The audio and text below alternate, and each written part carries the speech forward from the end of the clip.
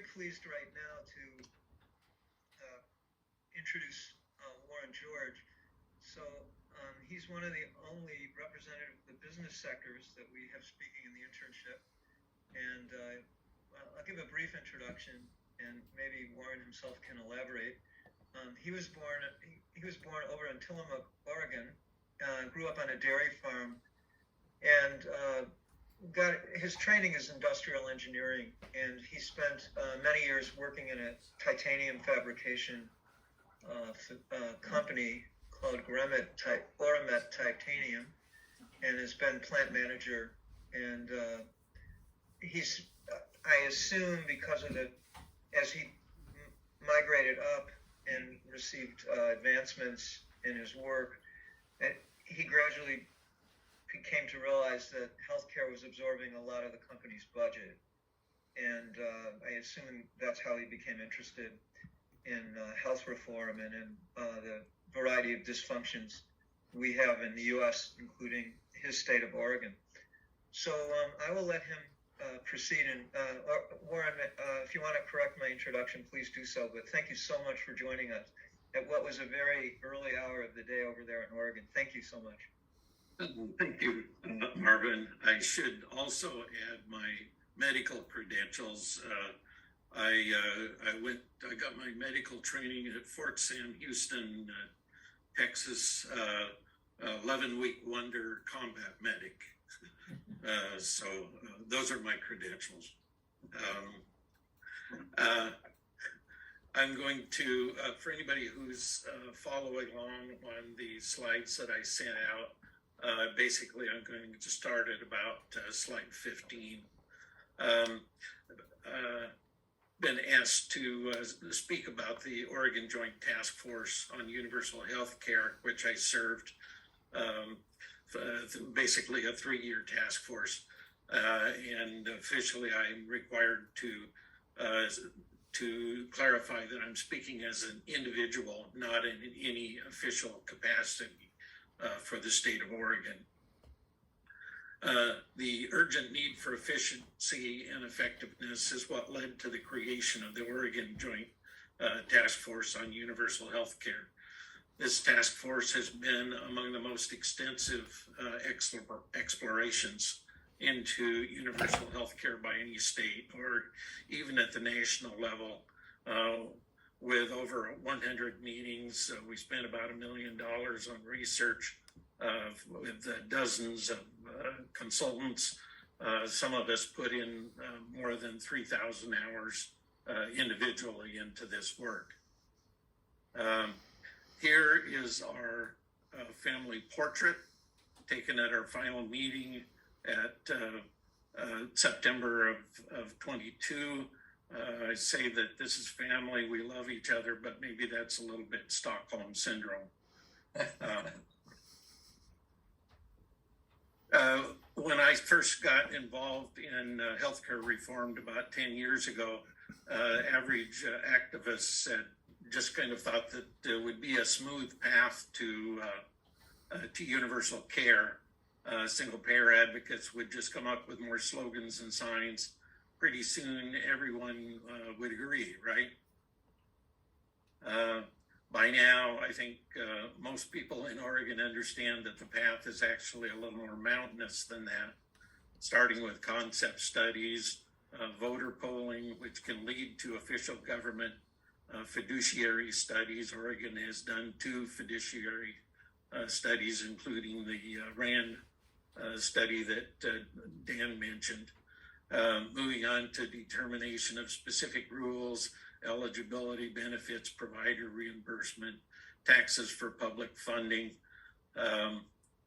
federal approvals. And note that, the taxes, this nice line of advocates, getting more and more people becoming advocates, gets complicated because advocates are some of the, in my experience, are some of the least interested in the funding aspects, which makes the taxes harder.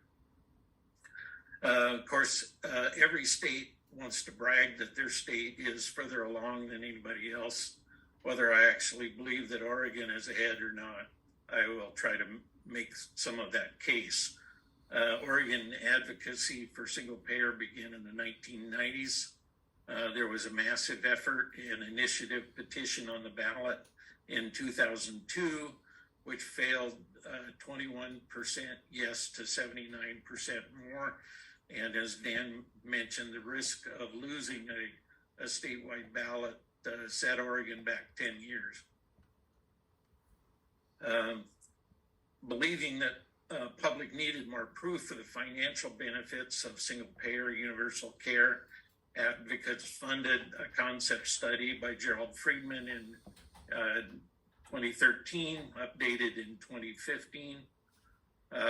After watching other states such as Vermont, anticipating that agreeing on the funding would be likely the highest mountain for any state to climb, along with other fellow Republican businessmen, I commissioned one of the state's highest rated pollsters to perform the nation's first, possibly still the only professional poll concentrating strictly on the tax aspects. The 2019 Elway poll of Oregon voters showed that 62% would definitely or probably support a universal health care tax. And we had trouble figuring out how to describe the size, but we described the tax as 2 to 3 times the size of the state budget in order for all residents to obtain care with no co-pays, deductibles, or in fact, no bill of any kind. And Lynn mentioned earlier, a lot of polls show 60-70% support for universal care or for Medicare for all. But then when you ask them, about a 16% tax in the case of Oregon, that drops down into the 30s. But yet this poll, which was strictly designed as a nonpartisan poll, showed 62% support, about 2 to 1. 2020, under the direction of the legislature and the governor, the Oregon Joint Task Force on Universal Health Care began its deliberations, presented its final report in 2022, recommending implementation of an Oregon single payer plan. The task force completed a host of decisions on eligibility, benefits, provider reimbursements, and governments, but failed to reach consensus on taxes. And I just want to mention here, highlighting differences between Oregon and New York. Oregon wrestled with kind of had the same idea of residents and full-time workers, but we couldn't reconcile that with the fact that we were trying to separate healthcare from employment. So if we were giving healthcare to out-of-state residents strictly on their employment, that actually was violating our principles. So, but one of the things then that our actuarial CBZ Optimus,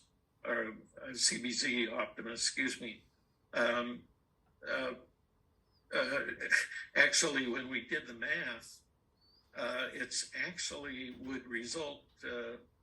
Oregon is a little bit like New York. It has a lot of people who commute. In our case, they commute across the Columbia River from Vancouver, Washington. So we would actually be doing a quite large transfer between the two states if we take all of the people who have private insurance and are paying much more for their health care, and yet they're seldom use it. We would actually transfer about 6% of the cost of healthcare between Oregon and Washington by separating out the populations. And reimbursement and those things. I'll talk just a little bit about where we broke down on taxes. There's really about 3 reasons. and Angelica hit exactly on one of them. We were going to tax all employers equally at 7 to 10%. But the problem is that many of those who can't provide health care now, and particularly, I mean, because they can't afford it. So even if we only hit them with a new payroll tax of 7%, Oregon is a leading exporter of agricultural products with a margin of 4 to 5%. So by putting this tax uniformly, it would basically put an end to all agricultural products from Oregon. So we had to look at, and Gerald Friedman proposed things like, make smaller businesses not have to pay the tax. Well, in Oregon, we objected to that because we say, oh, you mean if the limit is 20 and you have a firm of 19 engineers that they get free health care? That doesn't work. So going forward, we're actually looking at something more based on profit or margin per employee, because even some big companies, sizes and gross receipts is actually not an indication of ability to pay. And that's somewhere where I would disagree with something that came up earlier. Going to the other problem, why our tax proposals failed to get task force recommendation. Let's look at Medicare. Medicare no longer pays its own way or anything close to it. 2021 Medicare taxes paid throughout your work life paid only 34% of the cost of benefits. Medicare Part B and D premiums account for only 15% of the cost of care. Growing shortfall is at the mercy and whim of annual general fund budgeting from general income taxes and deficit spending. Medicare payroll taxes and premiums would need to double or triple for Medicare to again be self-sustaining. By using the income taxes basically to fund all of Medicare, the Medicare shortfall, fund all of Medicaid, cost of funding healthcare has been gradually transferred onto those with higher incomes already. Using data from Oregon, it's possible to divide Oregon taxpayers into 5 equal size quintiles, calculate how much of our total healthcare cost is currently paid by each quintile through the 6 ways of funding healthcare: cash, private insurance, Medicare taxes, Medicare premiums, donations, and income taxes. Currently, the first or lowest quintile pays about 1% of the total cost. Fifth or highest quintile pays about 51% of total healthcare costs. This trend toward payments by higher incomes has been continuous. Here is a depiction of how cost has been transferred onto those with higher incomes over the years. In 1950, healthcare could be paid equally by almost everyone at standard prices. If 2% of the people couldn't pay, it was easy for the many to take care of the few. By 1970, about 5% of people couldn't pay anything at all. Their costs needed to be absorbed by the other 95%. By 1990, about 20% could not pay, needed subsidy from the other 80%. By the 2010s, Kaiser Family Foundation estimated that 1/3 could not pay their own health care, required help from the other 2/3. Can be projected that by 2030, half of the people would pay nothing for their own health care. And how much further can you go in that direction? Well, looking at this continuing trend, have to ask ourselves a critical question. Is this trend headed in some sort of toward some sort of utopia where no one pays anything, or accelerating into some kind of national economic collapse. We want to believe that the wealth of the rich is infinite. If Bill Gates were to close Microsoft, use his fortune to fund U.S. healthcare for just 1 year, he would be broke by January 8th. Dire Forbes' 400 nest egg would be gone by October, gone forever. While a few people have a disgusting amount of money, there's 330 million of the rest of us. There just aren't enough wealthy people. And another way that we transfer costs to those better off is through internal transfer at the doctor's office or hospital. Used to be that medical care cost the same no matter who you were, but beginning a few decades ago, we gradually split healthcare into a quasi-caste system where medical providers get paid a different amount depending on who the patient is. Using Oregon Task Force actuarial data, Medicaid in Oregon now pays just 69 cents based on $1 worth of service received. Medicare pays 81 cents. Private insurance has gradually risen to $1.37 to make up the difference. This is just like stepping on one end of a hot water bottle to constrain it, watching what happens to the other end. Warren, Yes. I'd just like to interrupt you for a second because while this slide is up. So what you just said is quoted numerous times. We've heard it from Joanne Conroy, the CEO of Dartmouth, complaining about low Medicaid reimbursement rates. And many providers oppose single payer reform because they assume it'll pay at the low rates that you have on the bottom of the graph. And that's a big problem in advocacy generally for either federal or state-based reform. I do want to point out something else, however. I think you can make an argument that the subsidy is actually in the opposite direction. Because if there is a privately insured worker who's working for a company who then develops leukemia, and if that worker doesn't have a whole lot of money and has to leave work to get treated, they'll get picked up by the Medicaid program for the massive cost of treating cancer. So if you look at the health profile of people insured through Medicaid, people insured through Medicaid have terrible diseases, they have chronic illnesses, they're very unhealthy.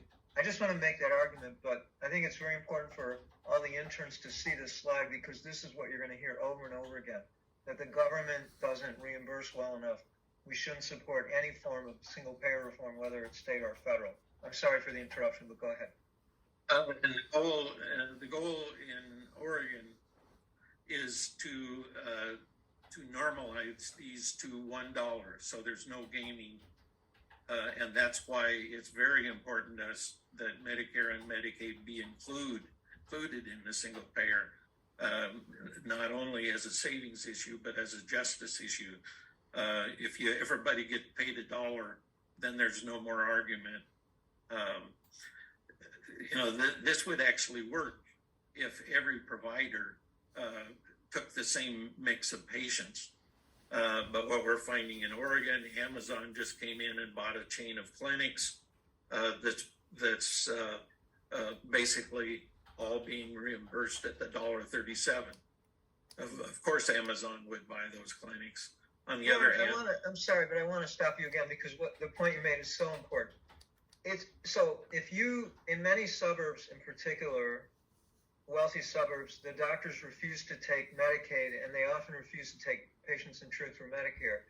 So their incomes now are based on getting paid $1.37. And so if you're out there in Oregon, you rationalize the system and have you get paid the same, everybody will get paid the same for the service regardless of the patient's, coverage or whatever, because you're getting rid of that issue.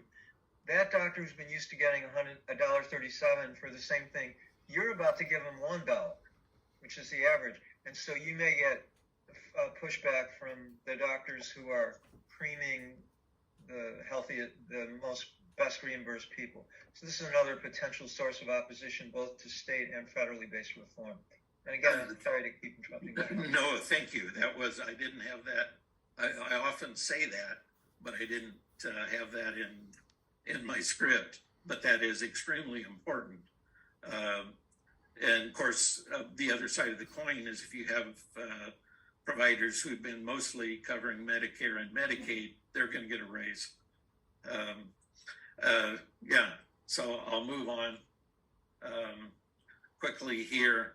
The taxation plan fell apart over how much of the cost should be transferred further onto higher incomes. A portion of the task force members proposed that about 60% of people pay nothing at all. That would mean that, among other things, physicians, anyone making over 200,000, would lose about 40% of their incremental take-home pay. Since Oregon already has a significant shortage of providers, this proposal was rejected. In optimism that the remaining issues can be solved, Oregon legislature approved a new governance board to complete the final details of the single payer plan and prepare for implementation. The bill was passed just 2 weeks ago. Governor has indicated she will sign it. Some of us are working very hard to set up this new nine-member board to hire a reasonably good executive director and begin preparing for implementation. And by the way, Oregon managed to get this through in bipartisan fashion. In a parallel development in November, following release of the task force report, Oregon voters became the first in the nation to vote upon themselves an obligation to ensure that every resident of Oregon has access to cost-effective, clinically appropriate, and affordable health care as a fundamental right. Summarizing the report of the task force, and this similar to Len, but there's a few percent up or down one place or another. We saw savings of 11 to 15%. We were going to spend 9% more on increased services, leaving 2 to 6% in net savings. About 4% of the increased savings would go to raise provider reimbursement for rural primary and behavioral health. A basic takeaway of the, Oregon's task force actuarial study is they're saying that the savings is actually on the provider side, not the insurance side. There's about 16% potential savings on the provider side, and only maybe 3% on the actually on the insurance side.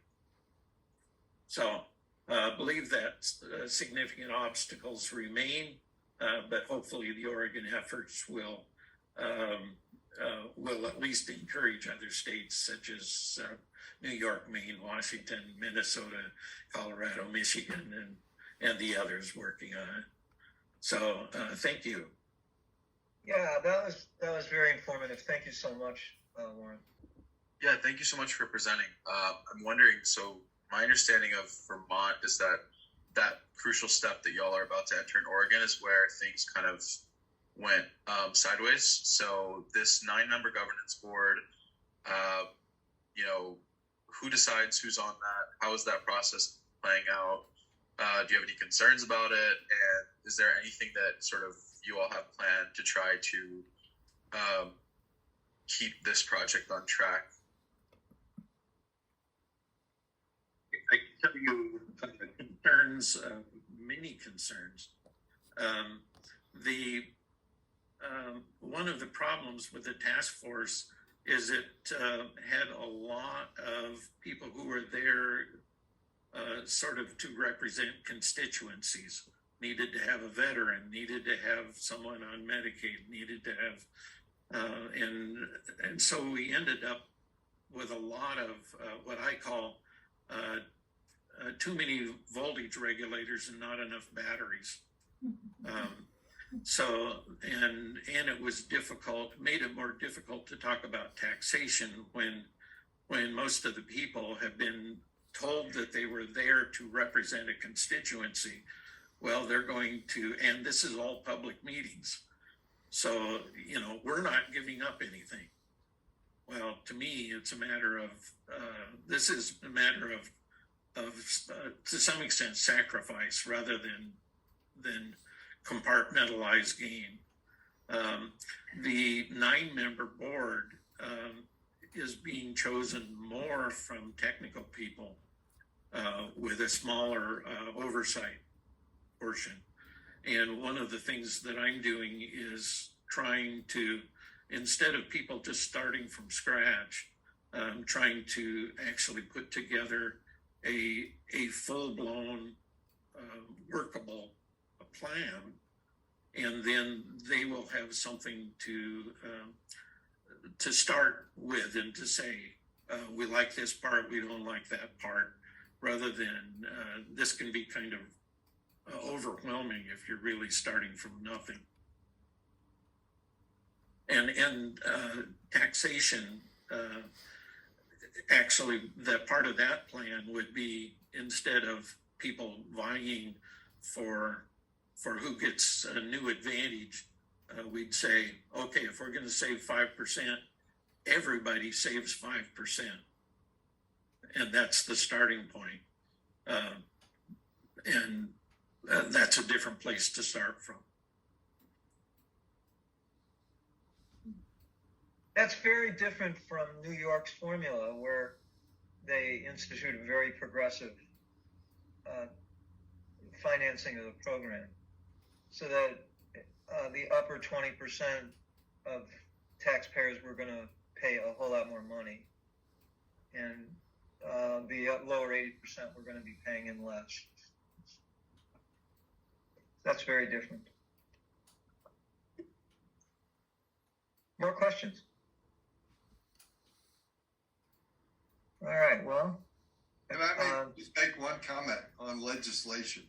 I thought Dan had an interesting slide on reasons for doing a plan. It seems to me that unfortunately with legislation, we sometimes get into the weeds with it.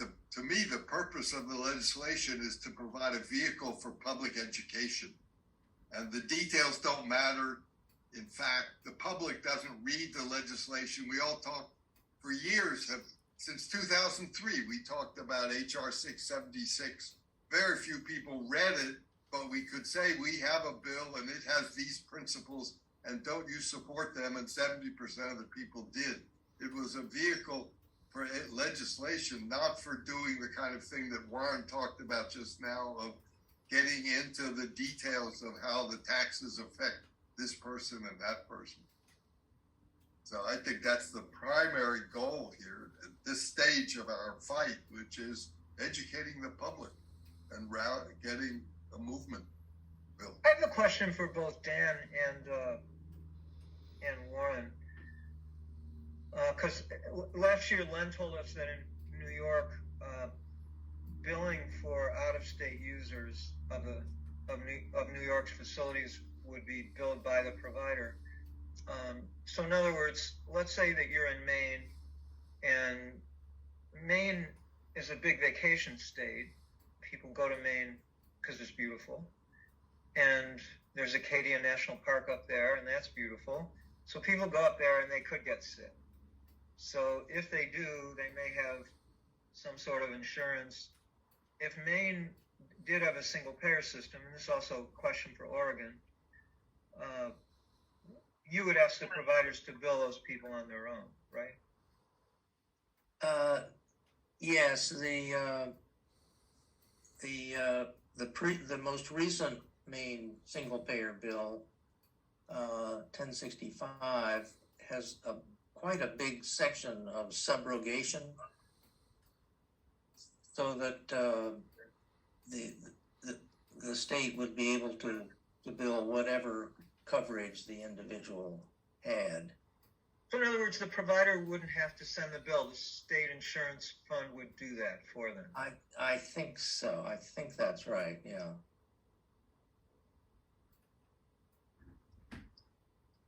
So I don't know if Hank is still here, if he has an idea about that, but maybe he's not. How about Oregon? Have you gotten very far with that, Warren? I just put up a flow chart that would pertain to Oregon, and the way that we would handle that is visitors to Oregon would actually be billed by the single payer system. The idea is to completely remove all billing departments from hospitals and major providers. Something that we didn't resolve then is potentially for people who travel out of state, the state might actually buy a private insurance program that would be useful in other states. But anyway, that was one of our goals, is to completely get to make it so that hospitals have no billing department, none. And that's why part of why we would remove co-pays is we don't want a cash register there. And I have a friend who is CEO of a 5-hospital chain, and he said, boy, we would just love it if we could get to some sort of general budget or capitated system. He said, get us out of the hamster wheel of fee-for-service, because it would completely change the way that they operate. As it is, everything is about making payroll. So you have to play the coding game to meet payroll. If you just have an annual budget to serve a population of people, then that all goes away. That would be more like the VA, the Veterans Administration, where they just have a budget they work with. Yes. Yeah. Sort of like a National Health Service. Or the Canadian system. Well, and it's an important thing for us from the standpoint of justice. I mean, we're not just talking about money; we're talking about justice. So the idea, if you think of the state not as an insurance company, but as a contractor for healthcare, then you can take kind of a different model. And somebody asked about underutilized hospitals in the Adirondacks, or whether they would be closed. And Oregon, our discussions have taken us a different way. If the state is contracting, then the state would contract for the service where needed instead of where most profitable. So that's a little bit more like the idea of fire stations. The idea that a city, for instance, puts a fire station with a goal of nobody more than 5 minutes away from a fire station. And Oregon would look at this and say, potentially say, okay, we want everyone within 2 hours of a cardiologist or something. Well, that means that we hire more rural cardiologists, or we buy a bunch of helicopters. But the idea is to make sure that the care is delivered where the people are, and not chase the suburbs. Stop chasing the suburbs. Warren, I'm going to re-articulate what you're saying, because we have talked about this. In fact, we talked about it a couple of days ago. We were saying that there's three main ways that are common that to pay hospitals. One is paid by the day. One is paid by the hospitalization, the DRG system. And the third would be to have as presumably as part of a single payer system, would be to have the state insurance regulatory system, the state insurance fund, the bureaucracy single payer activists want to create, to have them look at hospital costs as well as the distribution of infrastructure like hospitals and nursing homes, and say we're going to talk about where the nursing homes and hospitals should be, what services they should provide on one hand, and that's called the capital budget, and on the other hand, the operating budget. And so the operating budget would be annually negotiated based on what services that hospital provides, what happened last year. If there's a, if there were a pandemic, that might have to be modified, but basically continuing operating costs and make it a reasonable budget that a manager can look at, so that they don't have to accumulate money to pay for an MRI scanner that's not working right or something like that.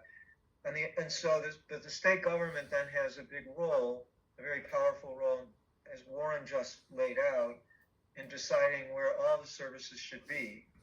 And that's, then you would have a system attempting to meet public health need and to meet every element of your population. And it's very hard not to imagine a whole lot of political infighting over that issue of where all the hospitals should be. I mean, just New York City is one example. It's got all these hospitals in Manhattan. Are they really all needed? Or, and then you got all these out-of-state users coming to New York City for their surgery. So these issues get complicated, but to use what Warren said as a starting point, where you would want the facilities where the public actually needs them, seems to be a good place to start. And that would be a type of decision making that would necessarily be in the public sector. But be mindful that you're creating a very powerful public sector that all the powerful private interests, especially these hospital conglomerates, they're not used to that in the U.S. So there's a lot of big battles around all these issues. Yeah, and we had 16 separate listening sessions of hearing from different groups and roundtable discussions of different minorities. One of the things that really struck home to me is the intimidation factor that we have done to certain populations by, we make assumptions that everybody has a car. We make assumptions that everybody is traveling out of their neighborhood. And so you take someone who has never traveled more than 20 blocks from their home, and I know people in this case, and you expect them to ride a bus, go to a huge building or no complex of buildings, and have to know the right entrance to get into. And the answer is they just don't go to the doctor. So the idea of going back to the firehouse model and making sure that there are clinics within walking distance of all neighborhoods, and then that can be a collection point to pick people up and take them to places where specialization occurs. But some of this, listening to the public has really kind of made me aware of some of the things that we've done for money that have really disadvantaged populations. By the way, no one's yet brought up accountability. You're now getting at it. You're soliciting public input. And once a single payer system goes into effect, you don't want it to just function autonomously. Like, I feel personally like I have no impact on Medicare and their bureaucracy. I feel like they have no interest. They're just, they listen to their own people. They keep doing the same thing over and over again. Nobody supports it. For years, there's this billing thing called observation versus full admit. You've heard a little bit about it, but we've never really explained it in this internship. It's a ridiculous but very burdensome regulation. For years and years, we've tried to get them to change it. The hospitals have, the progressive doctors, the conservative doctors, everybody wants to change, and Medicare won't budge. And it's just, it feels to me like you really need to build in accountability. I'm wondering if any of your bills have that included, public input, actively soliciting public input. Ours would have regional input boards, and maybe that doesn't go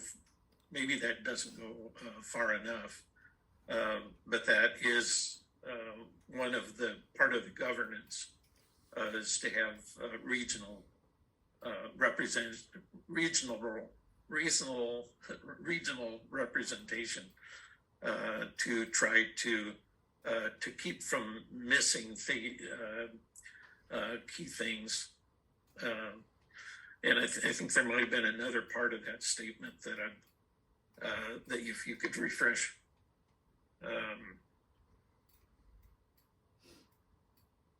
I think you're getting at it, soliciting public feedback on how the system's functioning and building that into a piece of legislation. Yes, and ours would do it with, I think, 16 regional boards that would feed into a state board. Anyway, I wanted to thank everyone here, especially our guests from other places in the country.